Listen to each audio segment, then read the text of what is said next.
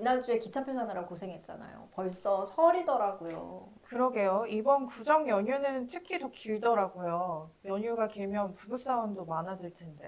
네, 부부 생활 하시는 분들은 다 공감하실 거예요. 명절 직후에 이용 건수가 실제로 높아진다고 하던데, 진짠가요? 맞아요. 제가 느끼기에도 명절 전후로 이혼 관련해서 상담 건수가 많아지고요. 통계상으로도 명절 직후에 이혼 신청이 많아진다고 합니다. 네. 평소에는 잘 지내다가 갑자기 명절이 돼서 이혼이 하고 싶어지는 건 아닐 텐데, 명절 즈음에 이혼 관련 상담이 이렇게 늘어나는 건 어떤 이유 때문일까요? 갑자기 명절이 되자마자 사이가 틀어져가지고 이혼을 결심하게 되는 경우는 좀 드물고요. 네. 그것보다는 지금까지 참고 쌓아왔던 것들이 명절이 지나면서 이렇게 터지는 경우가 많습니다.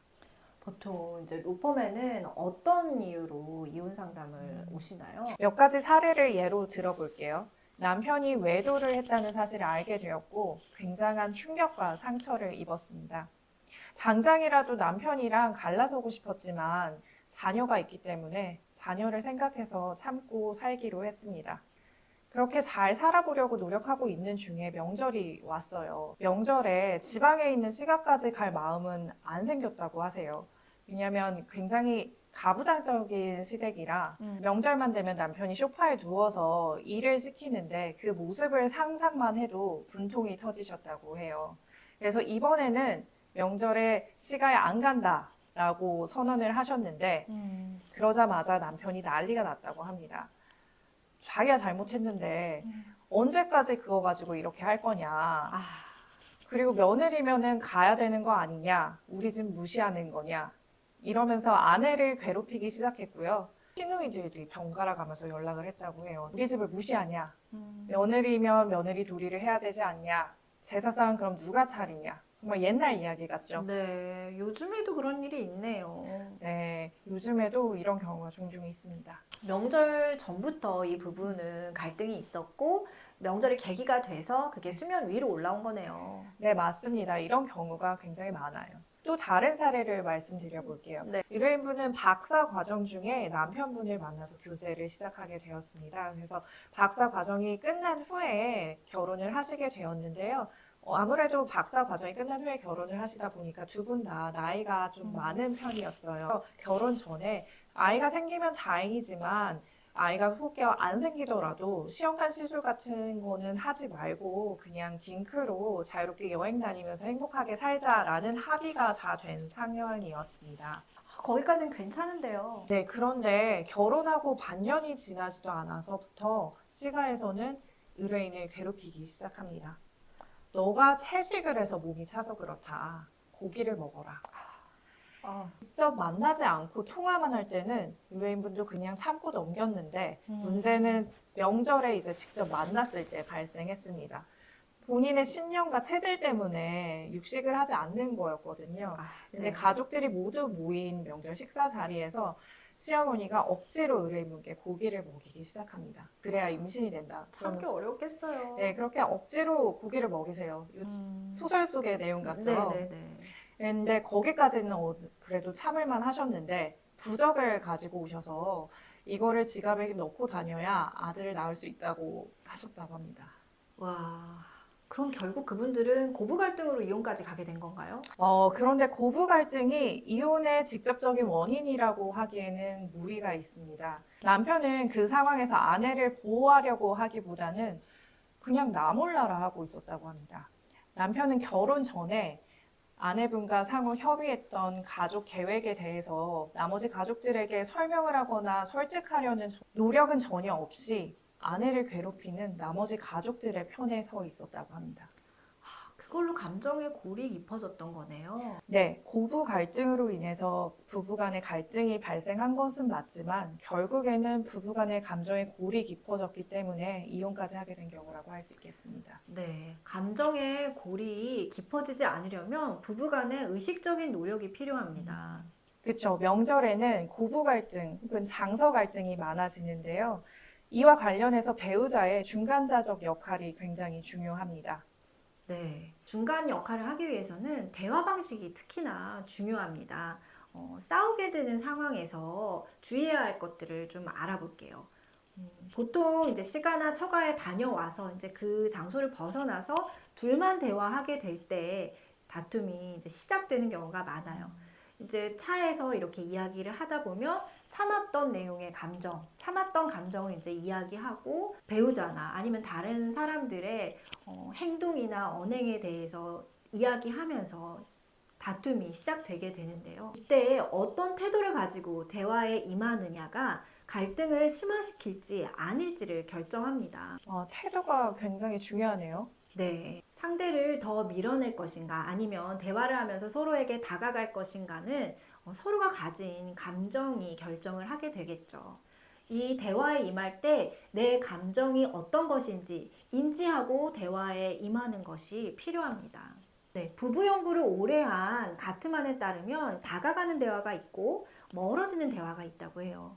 다가가는 대화는 상대의 감정, 의도를 알아차리고 공감하면서 대화를 이어가는 것이고, 밀어내는 대화는 상대의 감정이나 의도는 무시하고 특히나 고통스러운 신호에 대해서 모른 채 하면서 진행되는 것을 말합니다. 갈등이 고조되는 것은 멀어지는 방식의 대화를 선택하기 때문입니다. 멀어지는 대화의 방식은 결국 파괴적인 상호작용을 하게 만듭니다. 파괴적인 상호작용이라고 한다면 상호 간에 안 좋은 영향만 끼치는 경우라고 할 수 네. 있겠네요. 계속 이야기할수록 갈등이 심화되는 거죠. 전에 저는 이런 부부들을 여러 커플 만났었는데요. 아마 주변에서도 많이 찾아보실 수 있을 거예요. 시가에서 부당한 대우를 받은 아내를 더 이상 위로하지 않고 거리를 두는 남편의 예를 들어보면 알 수 있을 것 같아요. 그 남편은 아마도 대화가 별로 도움이 되지 않거나 건설적이지 않게 흘러가기 때문에 아내의 말에 호응하지 않을 수 있는데, 그렇게 되면 아내는 자신의 가장 깊은 취약성을 믿고 맡긴 사람이 필요할 때 없다고 느끼게 됩니다.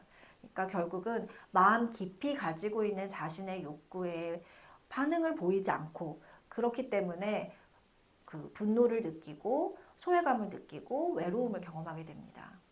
그러면 그럴 때 어떻게 하면 좋을까요? 그럴 때 상대의 말에 옳고 그름을 이야기하는 것이 아니라 상대가 경험하고 있는 정서에 반응하는 것이 필요합니다. 상대의 감정을 인정한다고 해서 그 감정을 내가 어떻게 해결해 줘야 한다, 그런 부담까지 떠안을 필요는 없습니다. 슬픔에 대해서 이야기를 한다면, 그럴 때 슬펐구나, 내가 미처 몰랐네, 아니면 부당하다고 느꼈다, 뭐 이런 이야기를 한다면, 그럴 때 너는 부당함을 느끼는구나, 내가 기억할게, 이 정도의 반응이면 충분합니다. 제가 어디 영상에서 봤는데 부부싸움을 피하기 위한 좋은 대화법 중에 상대가 뭐 어떻게 이야기를 하면은 그랬구나라고 대화를 시작하면 부부싸움을 피할 수 네. 있다라는 영상을 본 적이 있거든요. 그게 맞네요, 그러면. 네, 그랬구나의 핵심은 형식적으로 그랬구나라고 그게 아니라 정말 그 감정에 대해서 호응하고 반응하는 거죠. 그게 필요합니다. 또 도움이 되는 거는 사소한 말 걸기인데요. 뭐 거창한 뭐 이야기를 하는 게 아니라, 아휴 피곤한데, 피곤해 보이는데 내가 샷 추가해서 커피를 좀 사올까? 뭐 이런 식으로 작은 말 걸기를 하는 것도 의외로 도움이 많이 됩니다. 네, 그렇겠네요. 근데 반면에 감정이 나는 너무 상해 있는데 상대가 그런 식으로 말을 하면은 말이면 다냐, 너는 말만 그렇게 뻔질하게 하지 말로 말만 그러면 안 때우냐, 되죠. 막 네. 이렇게 이야기할 수도 있을 것 같아요. 그런 경우에는 어떻게 하면 좋을까요? 비언어적인 것도 같이 이루어져야 되겠죠. 그래서 중요한 거는 배우자의 미묘한 신호에 주의를 기울이는 것, 이게 바로 관심과 애정으로 느끼게 만들거든요. 그래서 예를 들어서 뭐 아내든 남편이든 막 이렇게 딱딱하게 어깨가 굳어서 자꾸 만진다, 이러면 어깨 아파? 다른 데는 괜찮고? 뭐 이런 식으로 반응을 한다던가, 아니면 아내가 뭐 이렇게 아이를 챙기느라 바쁘다면 뭐 필요한 거를 먼저 이렇게 찾아서 주면서 스스로 챙긴다거나 상대방에게 기꺼이 반응하는 거, 이런 것들이 필요하겠죠. 눈치를 챙겨야 되겠네요. 네. 그리고 엉덩이도 무겁게 하면 안 됩니다. 네, 거창한 대화가 필요한 거는 아니네요, 결국에는. 네. 남녀를 불문하고 상담실에 와서 이야기하는 거를 보면 감정이 상한 거는 결국 내가 어떤 부당하거나 내가 그 부당한 대우를 받았을 때 이 내 감정에 대해서 반응하지 않는 것, 무반응하는 거에서 서운함을 많이 얘기하세요. 상대의 감정에 무반응하는 것만 피해도 이혼까지는 가시지 않을 것 같아요. 네, 맞습니다. 이 부분만 주의하셔도 명절 이혼은 피하실 수 있을 것 같습니다. 아무리 시가 혹은 처가에서 기분 나쁜 일을 겪으셨더라도 배우자가 나의 편에서 나의 마음을 잘 헤아려 준다면 다친 마음이 어느 정도는 다스려지지 않을까요? 네, 오늘 영상 여기까지입니다. 도움이 되셨으면 좋겠습니다.